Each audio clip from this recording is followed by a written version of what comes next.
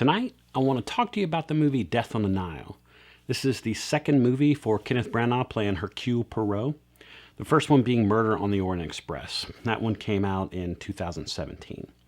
This movie sees Poirot investigating a murder while on vacation on the Nile.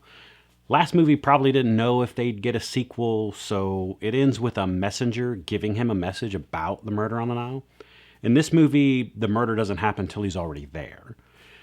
If the last movie had him doubting everyone involved, this movie has him suspecting everyone. This was written by Michael Green, who also wrote the last one.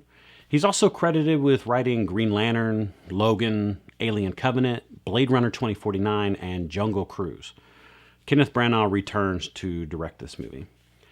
It holds a similar pacing to the first one. We get a small change by it giving us the origin for his mustache.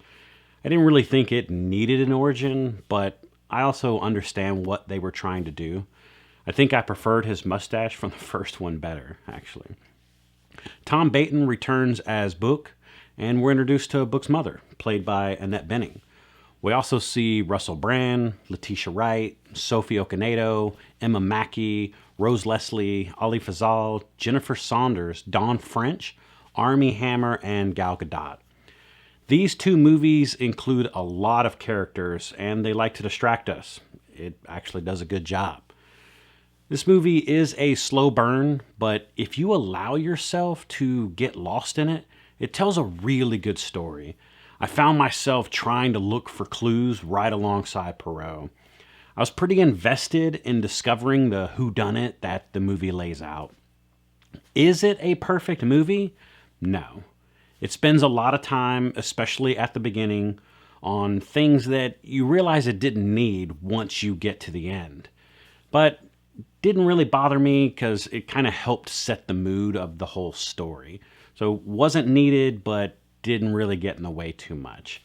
I did enjoy the little things we learn about Poirot in both movies.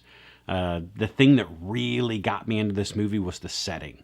There are some parts that obviously look CGI'd, but seeing what those locations looked like back then, at least the romanticized versions of them, it was actually really wonderful to see.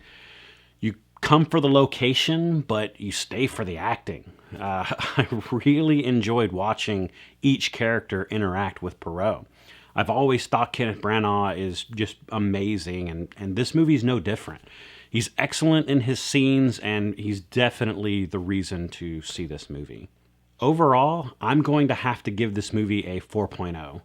I think it's worth seeing. There are some parts that had me laughing out loud in the theater, and most of it has to do with how confident Hercule Poirot is. Do you have to see it in a theater?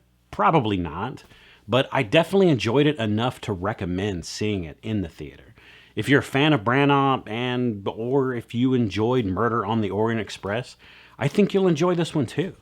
I think I might have enjoyed this one a little more than Orient Express, not by much though. But I'd take that mustache from the first one any day.